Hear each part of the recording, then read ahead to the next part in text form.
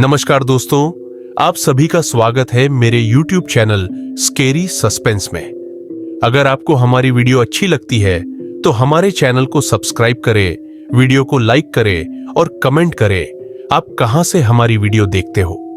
आपको वीडियो के अंत में शार्ट आउट मिलेगा। तो आज की हमारी कहानी भयानक सच। रात की आहट यह कहानी एक छोटे से गांव की है जहां लोगों का मानना था कि गांव के पास के जंगल में कुछ अजीब और भयानक है। गांव के लोग वहां जाने से डरते थे, खासकर रात के समय। वहां के बुजुर्गों ने कई बार चेतावनी दी थी कि उस जंगल में जो भी रात में जाता है वो कभी वापस नहीं आता। राहुल, जो एक शहर का युवक था, अपने दोस्त अमन के साथ उस गांव में घूमने आया था। राहुल को ऐसी बातों पर बिल्कुल यकीन नहीं था। वह कहता, ये सब बस मनगढ़ंत कहानियां हैं, ऐसा कुछ नहीं होता। एक दिन राहुल ने ठान लिया कि वह उस जंगल में रात को जाएगा और यह साबित करेगा कि वहां कुछ भी नहीं है। अमन ने उसे बहुत समझाया, राहुल मत जा, गांव वाले ऐसा कुछ यूं ही नहीं कहते। लेकिन राहुल ने उसकी एक न सुनी। रात के समय जब पूरा गांव सो रहा था, राहुल चुपके से उठकर जंगल की ओर चल पड़ा। चांदनी रात थी और चारों तरफ सन्नाटा पसरा हुआ था। राहुल के पास एक टॉर्च थी और उसने हंसते हुए कहा, मैं सबको गलत साबित करके दिखाऊंगा। जंगल में घुसते ही राहुल को अजीब सी ठंडक महसूस हुई, जैसे कोई उसके पीछे पीछे चल रहा हो। उसने पीछे मुड़कर देखा, लेकिन वहां कोई नहीं था। थोड़ी देर बाद उसे एक बहुत पुराना टूटा फूटा घर दिखाई दिया। राहुल ने सोचा कि वह घर देखना चाहिए। उसने जैसे ही उस घर के दरवाजे को धक्का दिया, दरवाजा खुद ब खुद खुल गया। अंदर खूब अंधेरा था। राहुल ने टॉर्च जलाकर चारों तरफ देखा। हर जगह धूल और जाले थे। जैसे ही उसने एक कदम अंदर रखा, उसे किसी के चलने की आहट सुनाई दी।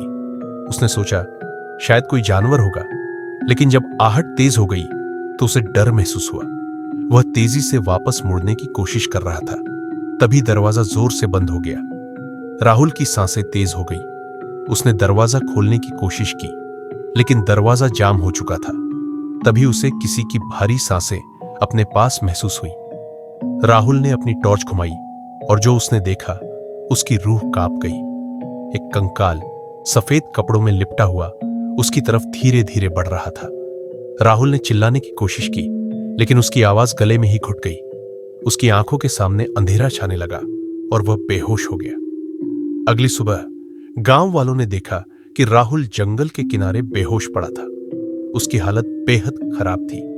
जब वह होश में आया तो वह बुरी तरह कांप रहा था और कुछ भी बोलने की हालत में नहीं था। किसी को आज तक नहीं पता चला कि उस रात राहुल के साथ क्या हुआ था, लेकिन उसके बाद किसी ने भी उस जंगल की तरफ जाने की हिम्मत नहीं की। कहते हैं उस जंगल में अब भी हर रात किसी के चलने की आहट सुनाई देती है, लेकिन कोई भी यह जानने की हिम्मत नहीं करता कि वहां कौन है। राहुल का वो अनुभव गांव में आग की तरह फैल गया। हर कोई जानना चाहता था कि राहुल के साथ उस रात क्या हुआ था, लेकिन वह अब पहले जैसा नहीं रहा। उसकी आंखों में एक अजीब सा डर बसा हुआ था और वह किसी से भी बात करने से कतराता था। गांव के लोग कहते थे कि वह उस रात के बाद से ही अपने होशो हवास खो बैठा है। वह बार बार एक ही चीज कहता रहता था, वो आ रहे हैं, वो मुझे ढूंढ रहे हैं। अमन, जो राहुल का सबसे अच्छा दोस्त था, इस बात से परेशान हो गया। उसने फैसला किया कि वह राहुल की इस हालत की वजह का पता लगाएगा। अमन ने गांव के कुछ बुजुर्गों से इस जंगल और वहां की पुरानी हवेली के बारे में पूछा। एक बूढ़े आदमी ने उसे डरावनी नजरों से देखा और कहा, बेटा, उस हवेली में सदियों पहले एक परिवार रहता था। कहते हैं कि उस परिवार पर किसी का श्राप था। एक एक करके उस परिवार के सभी सदस्य अजीब तरीके से मारे गए। उनकी आत्माएं अब भी वहां भटकती है। अमन ने यह सब सुना और उसके मन में अजीब सा डर पैदा हो गया, लेकिन वह राहुल की मदद करना चाहता था। उसने ठान लिया कि वह उस हवेली का सच जानकर रहेगा। गांव के कई लोगों ने उसे मना किया, लेकिन अमन ने किसी की नहीं सुनी। उसने तय किया कि वह एक रात खुद उस हवेली में जाकर देखेगा कि वहां सच में क्या है। अगली रात जब अंधेरा पूरी तरह से फैल चुका था, अमन जंगल की ओर बढ़ा। उसके पास एक बैग में कुछ जरूरी सामान, एक टॉर्च और एक मोबाइल फोन था। जिसमें उसने अपना रास्ता रिकॉर्ड करने की सोची थी। जैसे ही वह जंगल के अंदर घुसा, उसे वही ठंडक महसूस होने लगी जिसे राहुल ने महसूस किया था। लेकिन अमन डरने के बजाय सावधान रहा और आगे बढ़ता रहा। जंगल के भीतर कुछ देर चलने के बाद उसे वही पुरानी हवेली दिखाई दी। हवेली अब भी जर्जर हालत में थी, जैसे सैकड़ों साल से वहां कोई न रहा हो। हवेली के पास पहुंचते ही अमन ने टॉर्च निकाली और दरवाजे की ओर बढ़ा। दरवाजा हल्की सी आवाज के साथ खुद ब खुद खुल गया, जैसे किसी ने उसका इंतजार किया हो। अमन ने हिम्मत जुटाई और अंदर कदम रखा। अंदर का माहौल बहुत भारी और डरावना था। वह धीरे धीरे आगे बढ़ा। हर तरफ जाले और धूल फैली हुई थी। अचानक उसे किसी के चलने की आहट सुनाई दी, बिल्कुल वैसे ही जैसे राहुल ने बताई थी। उसका दिल तेजी से धड़कने लगा, लेकिन उसने अपना हौसला बनाए रखा। आवाज तेज होती गई। अमन ने टॉर्च घुमाई और देखा कि एक दरवाजे के पीछे से कुछ हलचल हो रही थी। उसने धीरे से उस दरवाजे को धक्का दिया। दरवाजा खुलते ही अमन की आंखें फैल गई। वहां एक अजीब डरावना दृश्य था। दीवारों पर खून के धब्बे थे और फर्श पर किसी के पैर के निशान थे जो खून में सने हुए थे। अमन घबराया, लेकिन उसने पीछे हटने के बजाय और अंदर जाने का फैसला किया। जैसे ही वह आगे बढ़ा, उसे अचानक किसी के रोने की आवाज सुनाई दी। आवाज बेहद दर्द भरी थी, मानो किसी को बहुत तकलीफ हो रही हो। अमन ने उस आवाज की दिशा में टॉर्च की रोशनी डाली और तभी उसने एक छाया देखी। वह छाया एक महिला की थी जो सफेद कपड़े पहने हुए थी। उसकी आंखें लाल और चेहरे पर घाव थे। वह छाया धीरे धीरे अमन की ओर बढ़ने लगी। अमन ने डर के मारे टॉर्च गिरा दी और उसकी सांसें थम गईं। वह महिला कुछ बड़बड़ा रही थी, लेकिन उसकी आवाज अमन को समझ नहीं आ रही थी। जैसे जैसे वह करीब आई, अमन ने महसूस किया कि वह महिला जिंदा नहीं थी। उसकी आंखों में मौत की सच्चाई थी। अमन ने हिम्मत जुटाकर भागने की कोशिश की, लेकिन उसके पैर जैसे जमीन से चिपक गए थे। वह एक कदम भी नहीं बढ़ा पा रहा था। महिला की छाया अब बिल्कुल उसके सामने थी और उसने अपने ठंडे बर्फ जैसे हाथों से अमन के गले को पकड़ लिया। अमन की आंखों के सामने अंधेरा छाने लगा और फिर अचानक सब कुछ शांत हो गया। अगली सुबह गांव वालों ने अमन को उसी जगह पाया जहां वे राहुल को मिले थे। अमन भी बेहोश पड़ा था। उसकी हालत भी राहुल जैसी थी। जब वो होश में आया तो वह चिल्लाते हुए सिर्फ एक ही बात कह रहा था, वो आ रही है, वो हमें छोड़ेंगी नहीं। अब गांव में अजीब सा डर फैल गया था। राहुल और अमन दोनों की हालत देखकर किसी को समझ नहीं आ रहा था कि उस हवेली में क्या था। लेकिन एक बात तय थी, उस रात के बाद किसी ने भी उस जंगल का रास्ता नहीं पकड़ा। क्या उस श्रापित हवेली का सच कभी सामने आ पाएगा, या फिर वह भयानक सच सदा के लिए रहस्य ही बना रहेगा? गांव के लोग अब बेहद डरे हुए थे।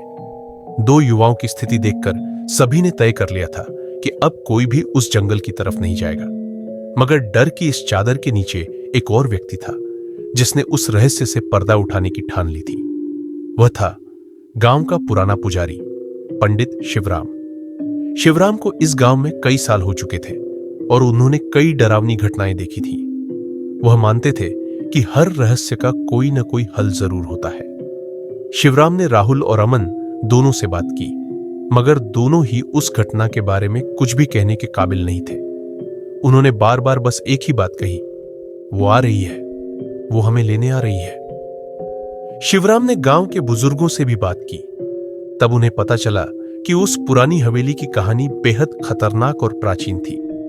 वहां कभी एक अमीर जमींदार का परिवार रहता था, लेकिन उस परिवार पर एक भयानक श्राप था। जमींदार की बेटी, जिसने अपने प्रेमी के साथ भागने की कोशिश की थी, उसे उसके ही पिता ने जिंदा दफना दिया था। कहते हैं उसकी आत्मा आज भी वहां भटक रही है और जो भी उस हवेली में कदम रखता है उसे वह आत्मा अपने साथ खींच लेती है। शिवराम ने गांव के सबसे पुराने मंदिर में जाकर विशेष पूजा का आयोजन किया। वह मानते थे कि केवल दिव्य शक्ति ही उस आत्मा को शांत कर सकती है। उन्होंने गांव के कुछ लोगों को साथ लिया और अगली रात उस हवेली की ओर जाने की तैयारी की। रात के गहराते ही शिवराम गांव के कुछ बहादुर युवाओं के साथ उस हवेली की ओर निकल पड़े। चारों तरफ अंधेरा था और हवाओं में अजीब सी सिहरन थी। जैसे ही वे हवेली के पास पहुंचे, वहां का माहौल और भी भारी हो गया। हवेली के दरवाजे पर पहुंचते ही एक ठंडी हवा का झोंका आया, जैसे किसी अदृश्य शक्ति ने उनका स्वागत किया हो। शिवराम ने अपनी माला हाथ में ली और मंत्रों का जाप करते हुए हवेली का दरवाजा खोला। अंदर का दृश्य वैसा ही था जैसे राहुल और अमन ने बताया था। दीवारों पर खून के धब्बे और खून में सने पैरों के निशान। शिवराम ने युवाओं को शांत रहने को कहा और वे अंदर बढ़ते गए। जैसे ही वे हवेली के बीच में पहुंचे, अचानक तेज हवा चलने लगी और दरवाजे खुद ब खुद बंद हो गए। सभी ने डरकर इधर उधर देखा, लेकिन शिवराम ने बिना डरे अपने मंत्रों का जाप जारी रखा। तभी सामने एक छाया प्रकट हुई। वह वही सफेद कपड़े पहने महिला थी जिसकी आत्मा वहां भटक रही थी। उसकी आंखों में भयंकर गुस्सा और पीड़ा थी। वह धीरे धीरे शिवराम और उसके साथियों की ओर बढ़ी। शिवराम ने माला हाथ में कसकर पकड़ी और देवी के नाम का जाप तेज कर दिया। महिला की छाया चीखने लगी। उसकी चीख इतनी भयानक थी कि हर किसी के कान सुन्न हो गए, मगर शिवराम ने हार नहीं मानी। शिवराम ने अपनी आंखें बंद कर मंत्रों का जाप और तेज कर दिया। अचानक हवेली की दीवारों पर लहराते खून के निशान गायब होने लगे और हवा धीरे धीरे शांत हो गई। महिला की छाया अब शिवराम के सामने खड़ी थी, मगर उसकी आंखों में अब क्रोध की जगह एक अजीब सी उदासी थी। शिवराम ने कहा, तुम्हें शांति चाहिए, लेकिन तुम्हारी आत्मा को मुक्ति तभी मिलेगी जब तुम अपने पापों को स्वीकारोगी। जो हुआ उसे माफ कर दो। महिला की आत्मा ने शिवराम की ओर देखा और उसके बाद उसकी छाया धीरे धीरे धुंधली होती चली गई। उसकी चीखें अब बंद हो चुकी थीं और हवेली के अंदर एक अजीब सी शांति फैल गई थी। जब शिवराम और उसके साथियों ने चारों ओर देखा तो उन्हें महसूस हुआ कि हवेली अब पहले जैसी नहीं थी। वहां की भयानक ऊर्जा जैसे कहीं गायब हो गई थी। सबने राहत की सांस ली और वहां से बाहर निकलने लगे। अगले दिन गांव वालों को शिवराम ने बताया कि हवेली की आत्मा अब शांत हो चुकी है, मगर उन्होंने यह भी चेतावनी दी कि अब भी उस जगह का सम्मान करना जरूरी है। कोई नहीं जानता कि आत्माएं पूरी तरह मुक्त हुई है या नहीं। उसके बाद गांव में कभी किसी को उस हवेली की ओर जाते नहीं देखा गया। राहुल और अमन धीरे धीरे ठीक हो गए, मगर उन्होंने फिर कभी उस रात के बारे में बात नहीं की। लोगों का मानना है कि वह आत्मा अब भी कहीं छिपी हुई है और जो भी उस हवेली में उसके आराम को भंग करेगा, उसे उसका प्रकोप झेलना पड़ेगा। लेकिन यह सिर्फ एक रहस्य है जिसे अब तक किसी ने सुलझाने की हिम्मत नहीं की। अगर आपको ये कहानी पसंद आई तो इसे लाइक करें, शेयर करें और चैनल को सब्सक्राइब करना न भूलें। अगली बार हम लेकर आएंगे एक और खौफनाक कहानी जो आपके रोंगटे खड़े कर देगी। क्या आप तैयार हैं अगली डरावनी रात के लिए?